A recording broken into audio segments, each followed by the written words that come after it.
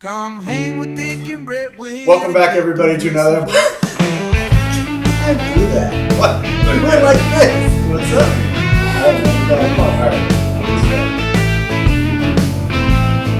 Welcome back, everybody, to another episode of Beers and Bourbon with Dick and Brett. I'm Dick, and I'm Brett. Finally, he fucking brought it. Welcome back, everybody. It's been a long time. We have gone through technical difficulties, sad moments, epic moments that weren't filmed, which is okay. And we're back for, I don't know if it's season 3.3, 4, whatever, but we're fucking back. Yeah, I'll have to tell you one thing. I believe that it is technically season 3. Season 3. We had like a season 1, pretty good. Season 2, pretty good. Season 2.5, kind of crazy. Season 2.75, never even made it to the airwaves. Never made so I would just say this is season 3. You know, like the third moon has passed, you know? So it's time to it's time to redo things around here. You know, same shit, same dudes, but just different. So that's what I'm going to add to the mix. We're back. Yeah. So a lot has happened.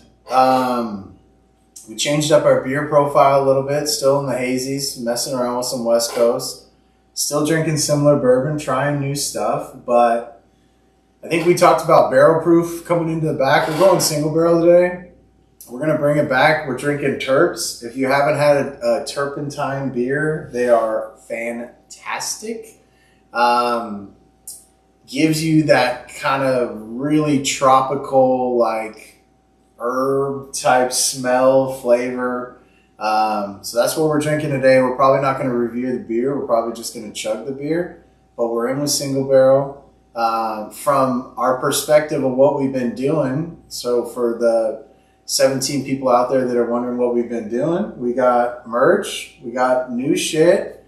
Since you last saw us, we've been drinking a shit ton of bourbon. Like this last year was just drink because the bourbon gold rush is here where demand is low, yield is high, and prices are just dropping. The ceiling is just dropping. So we're seeing stuff at Costco, Sam's Club, Stater Brothers, like your local grocery store, depending on where you're at, are just getting drops of Elmer, Taylor, Weller, like I think we've acquired 3 or 4 bottles for the price we got one for 3-4 years ago. So it's a good time to be a bourbon drinker. Yeah, if you want to be out there shopping right now, now's the time. Go out and buy all the bottles that were tough to get. They're a lot easier to find. I know that some of you guys may be on the East Coast or in the Midwest. If you happen to catch these episodes, it might be a little bit more difficult out there, but in California we are flooded.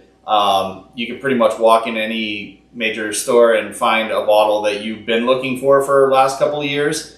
You're not going to find the rare ones, but you will find, your Blantons. You will find your Eagle Rare. You will find a lot of the Buffalo Trace stuff that was really difficult to get your hands on for a while, and then even some other ones like some Old Foresters. I've seen. What else have you seen out there that are kind of just like floating right back in? Well, we saw the second batch of Sazerac Full Proof, which, if you haven't tried that, I mean, geez, the original Sazerac Rye is trash. It's $18 to $22. You put it in an old fashioned if you drink that bullshit. It's whatever. The Full Proof Sazerac Rye, we wanted to shit on it just like most people. Phenomenal. It's really good. It's really good. The bottle, I think it's over there on the camera view. It's about a quarter full at this point. We've just been crushing it. Distillery-wise, there's a lot of cool shit going on. Elijah Craig just released the 15. Eagle 30 came out, the oldest. Yeah. That was, I think it has an MSRP of $12.5 or something like that. That means it's going to be $50. He texted me, he said, "I'll take 2 of those, please." I was like, "Yeah, one day." Yeah. I mean, when we're balling. Right now we're not balling. We're balling on a budget. Yeah. But all of the major collections are out there and they're in the store, which is phenomenal. I mean, we've been chasing all this stuff at high price. Everything you see behind us was like secondary, or we're trying to get deals from shops. And now for the last probably 12 to 18 months, we've been drinking hard on it, and we're able to replace that MSRP. Like, we got a bottle from Costco, local Costco, on a drop of barrel proof for $78. Like 78, I paid $5.99 for one like 4 years ago. Yeah. I was like, geez, I gotta have a barrel proof. Now it's like, when's Costco getting the next drop? Like your Kroger or Stater Brothers, whatever, wherever you're at. Like, there's so much. Let me go back. Thank you, Gen Z. Thank you, whatever, Gen Alpha, whatever the fuck the new generation Yeah, is. thanks, guys. For doing designer drugs and not wanting to drink and thinking it's cool with all the stupid shit you're doing. For us collectors, it's our time. We've done the deals. We've, shopped and been very good customers at certain shops to get bottles put away for us, and they still weren't good prices, but we were happy to get them. Now you walk in any random shop and you're like, Taylor, small batch, single barrel, barrel proof, rye, straight rye. Like, what? Like, where is this coming from? Like, it is truly a good time to be alive. Yeah, they're loading us up. Well, we're going to buy. Yeah. So, I don't know. He was saying something about turpentine. Yeah. Okay, so what is that? That's a great question. I don't know. What is that? So, I know you said it's fruity. The misconception is because the beers are heavily like, they smell like weed, right? Like they smell like dank, like chronic. Yeah. And so people are like, oh, is there CBD in it? Is there? No, there's nothing in it. They couldn't sell it at a normal shop if it had some sort of psychoactive or some sort of THC in it. So there's no risk from like a drug being in it. However, it is dank like that. It has better saturation for those fruit flavors, those dank tropical flavors. So the one we're having right here is from Belching Beaver. So most people know them for their peanut butter stout, right? Like that is their quintessential beer. That one's probably fire. It is fire. It's a dessert beer. But they brought this one out and we just fell in love with it because it smells dank. It tastes super tropical, but it's not like a wheat, right? A lot of times the tropicals become wheat, and we're not wheat beer fans. It's a true hazy. It was a gold medal winner, and it was like an experimental. Local brewery for us, Green Cheek, they just dropped one. It was a collab. So, like, I feel like this is the new progressive beer style that's going to go into the future. Like, we went into hazies, double, triple, quad. We did a quint on the podcast. Yeah. It's called Danker Man. Yeah. Yeah, that was pretty intense. But I'm gonna call my shot and say in the next 12 months you're gonna see most local breweries to you that are progressively in like the hazy game.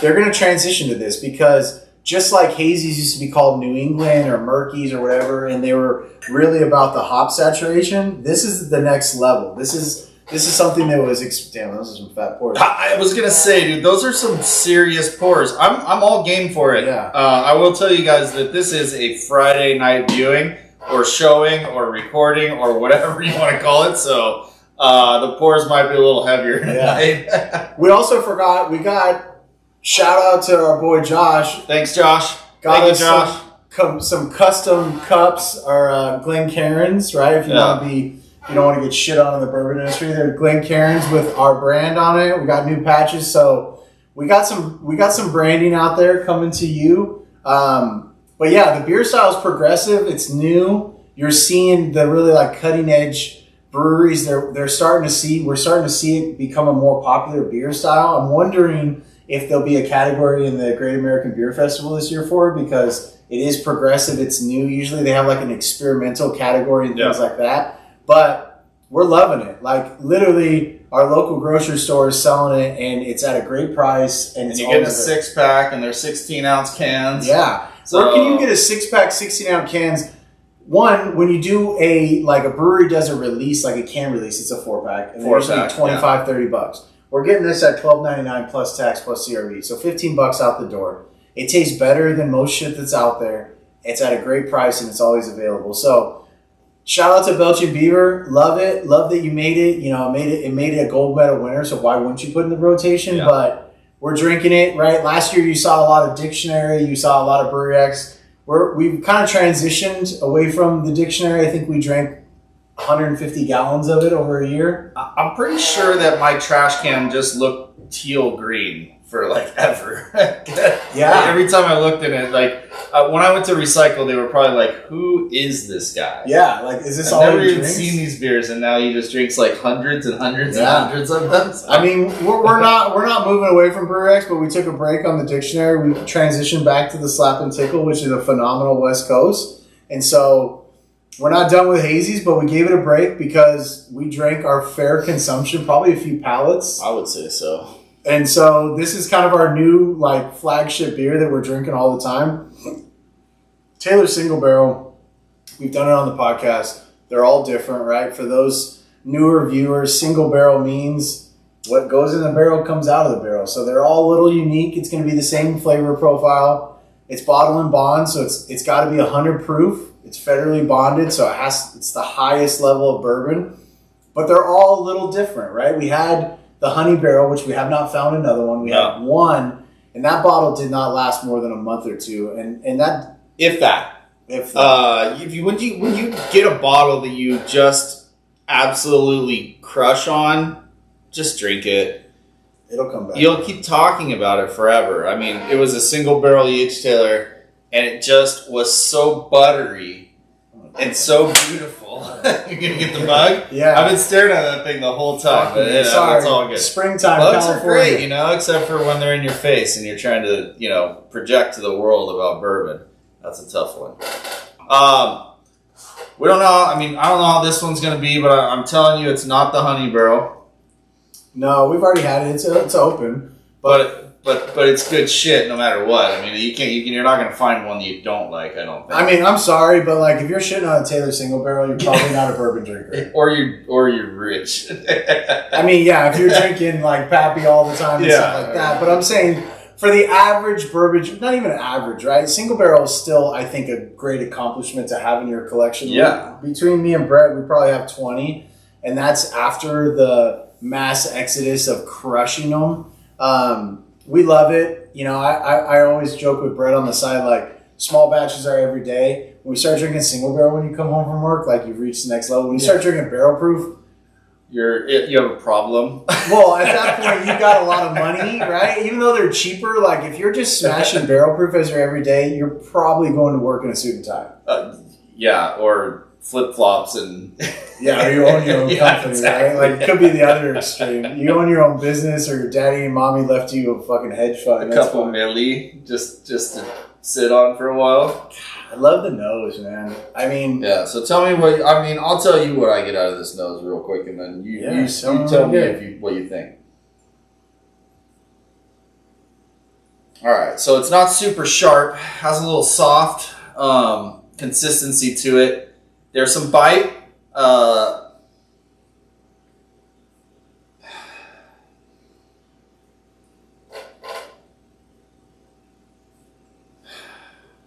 You gotta do it sideways. You gotta do like the Fred Minnick, like...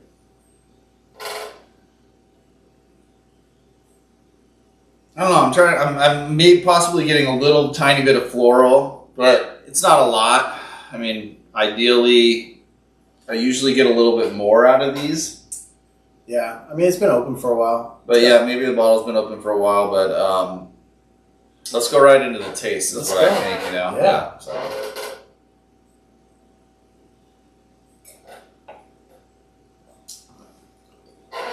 First bourbon of the day. So I get right off the bat, like I get like if Mike Tyson had like 5 pairs of gloves on me, like, and you just tap me, Yeah. I get that like boom, like that. Ooh, okay, first bourbon of the day. But that immediately switches to like a velvety, that mouthfeel. Like I can still feel like we've talked about this, like honey kind of dripping down. It doesn't taste like honey, but imagine honey cascading like with flavor down your tongue, down the sides. Yeah. Like getting it down the sides. The finish is a little cherry for me, man. It's kind of cherry. I took a pretty big swig there and then just kind of did the whole swish it around your mouth thing and just not breathe, because obviously if you breathe while you do that, you're probably going to end up gagging or do something like that. So letting it coat all the inside of my mouth. What I got out of it was not too powerful. It wasn't like, oh my God, I can't, like when I swallow this, I know it's going to burn. it felt good. It wasn't super oily. It was a little bit drier.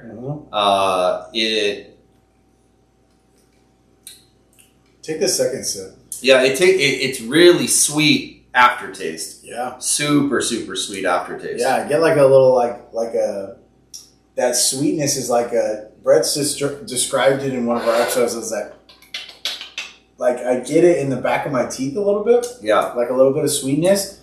But at the end, I'm still tasting it, which is great because I'm still like replenishing that flavor. It's a little dry. I'm getting a little Kentucky hug, but not a big one. Like just enough to warm you up, just a tad. That's good. That's good. Well, it's we're spring transitioning to summer, so it's relatively still warm. So you don't want that like it's winter and you want that like warming sensation where you're like, oh my gosh, I feel it go all the way down. I feel it tingling, but not crazy. I feel like it has like almost like some baking qualities to it too, like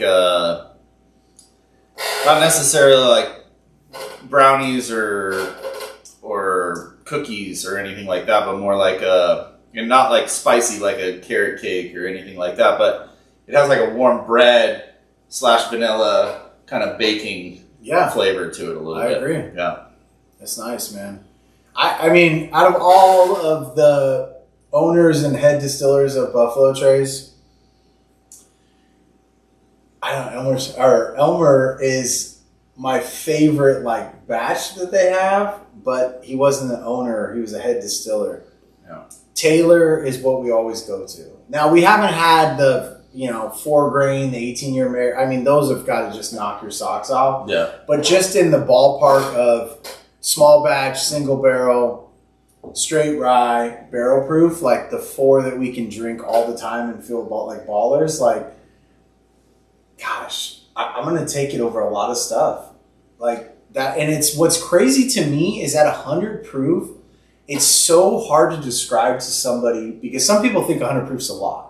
Right, I would say 90% of the people out there think 100 proof. They're like, oh my gosh, this is like high proof. Like, I mean, we drink barrel proof like most of you guys that actually drink bourbon. You slowly work yourself into barrel proof, and then you move your way into rise, and then you go into barrel proof rise. Yeah. So we've gone through that whole cycle, but at 100 proof, it doesn't drink like a baby bourbon for somebody who drinks barrel proof. No, it definitely stands out from the rest of a 100 proof class. Yeah, I think, and in both flavor, mouthfeel, aftertaste, and that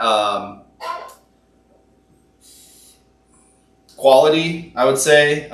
The only thing that I ask out of a bourbon that I like a little bit more than what I'm getting out of this one is I like it to be really oily, which that's just my personal preference. Yeah. This one's a tad bit drier than what I'm used to out of these. But like I said, it could be air exposure. It could be anything, really. I think it's more of that baking spice because you think about it, like when you have a cake or when you have, like, I don't care, whatever fruit, whatever it is, like we could go into you could go into all these different spices. Like those are more like, I don't say bland, but they're like more like, how do I describe it? Like you think about when you eat something like that, it's not oily. It's not dry though. It's hard to describe what it is. It's kind of like a blander taste. But I get it, and I mean it's one of my favorites, right? But the thing is like what we loved about the honey barrel, why we call it the honey barrel, is because it was that cherry finish. It was like sweet, oily, velvety, right? Yeah, it had all the good qualities. Like when you drank it, it was just like it was everything you wanted to drink, like I could just pour a glass this thick and just go down with it. I could probably chug it out of the bottle and be fine. Like, yeah, I think we could. I think we almost did. That bottle was gone in less than 2 weeks. What's crazy to think is like, was that one aged one level higher, one level lower? Like they don't put age statements on a lot of bourbons, right? Like, you have the Weller 12, you have the Elijah 15, like you have. We're not going to talk about Jack Daniels. Fuck you if you want to hear the 10, the 12, 15. Fuck Jack Daniels. But like an age statement kind of commands power because it tells how old it is. I think these are, anywhere from like 7 to 10 years old. But I want to know where that one was aged. It would be cool. That would be a cool thing, Buffalo Trace, if like we could send in like something on the barrel, a serial number for the bottle. Or how sick would that be? Buffalo Trace, take this idea and run with it. Yeah. Put a QR code on there, scan it, and you tell us how old it was, what rick house it was aged in, how, you know, what level. Yeah, or at least, you know, I mean, you can even have like, because I'm sure you have to have on record what that mix was. You got to have it like, you know, if it's a single barrel, obviously it's a lot easier, right? But even if you've had a small batch or something like that, where you're like combining some, maybe you could tell like, you know, where those come from. And like, look, we're in a new world, right? Yeah. Where we don't have to process that information, and you actually don't have to process that information. We're in a new world where we're like everyone's using AI, right? Yeah. So as long as you have the data, which I would assume should have, it wouldn't be difficult to be able to do that. Boom, you know, and then you could be like, oh, I love this so much. Boom, and then you could put it in a system. And then you could boom another one that you love, put it in a system, boom, another one that you love, and create another CYPB deal, right? Or right? Yeah, craft your perfect bourbon. Yeah, CYPB, right? You could create another one of those, but this time all people would have to do is submit They're like the one they like. the ones they like, right? So like let's say every person in the US gets 5 submissions. That'd be sick.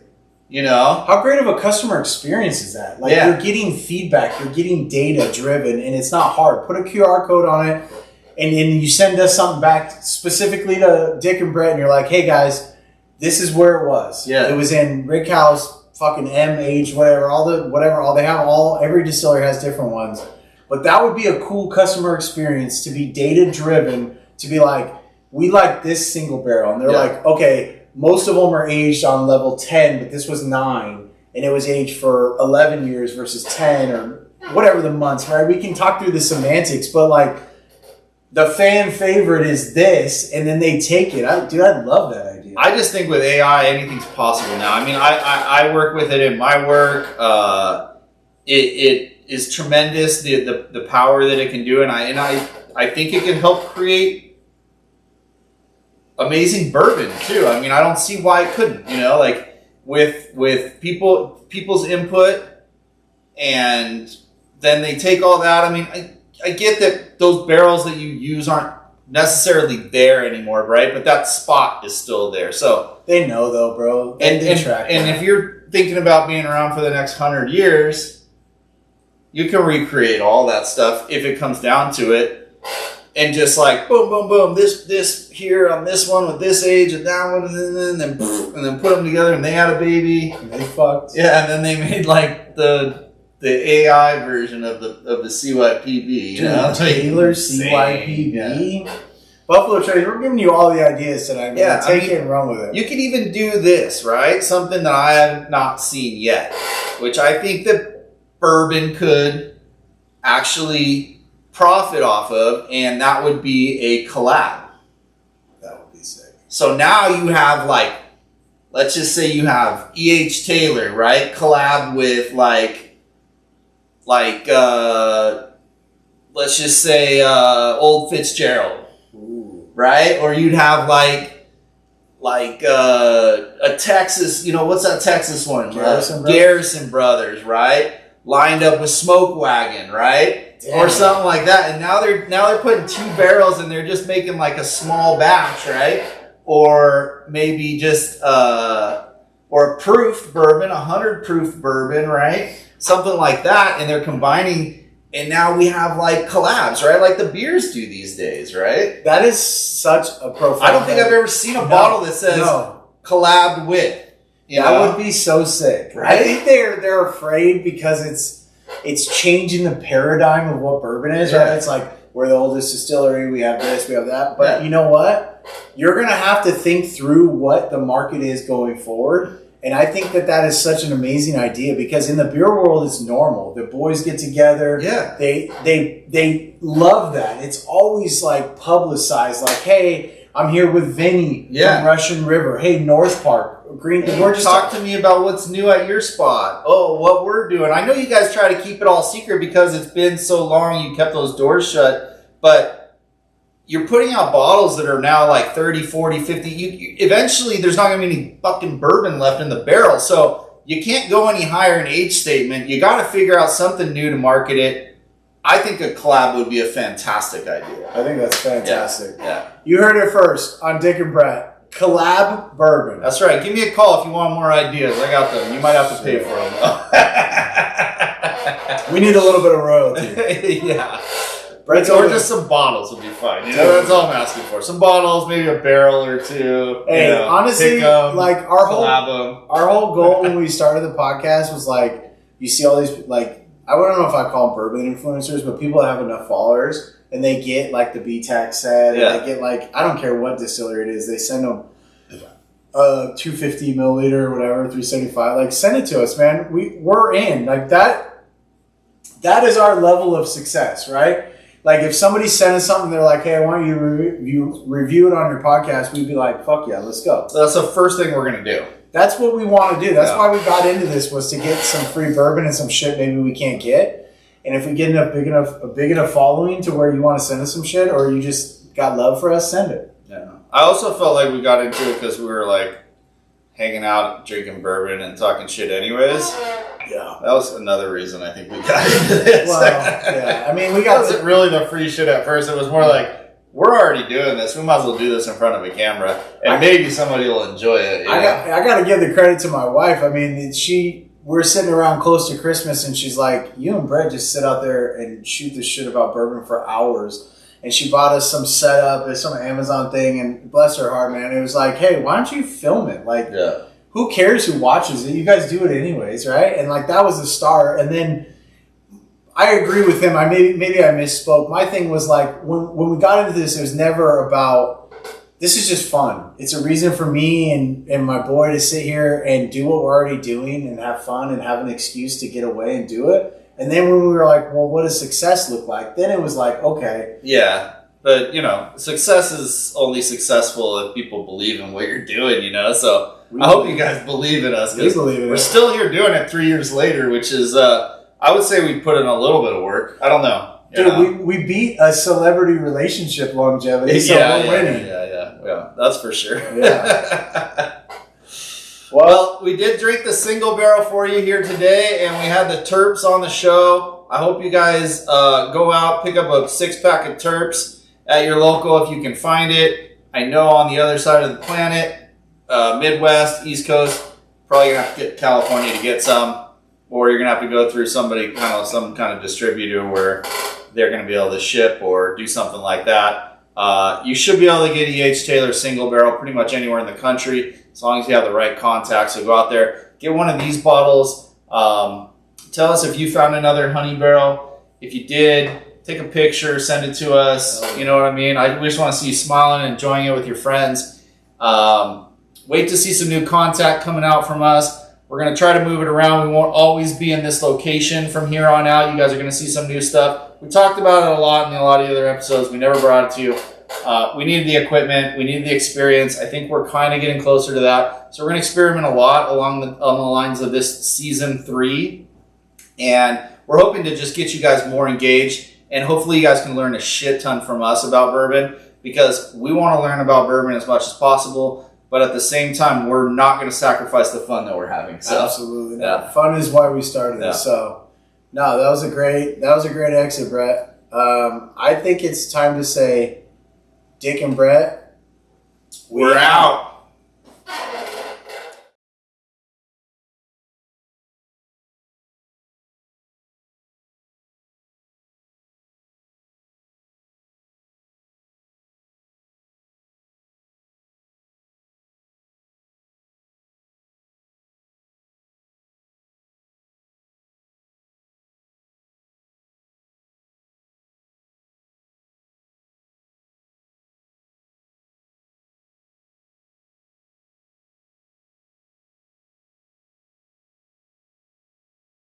Come hang with Dick and Brett, we're here to get those whistles wet.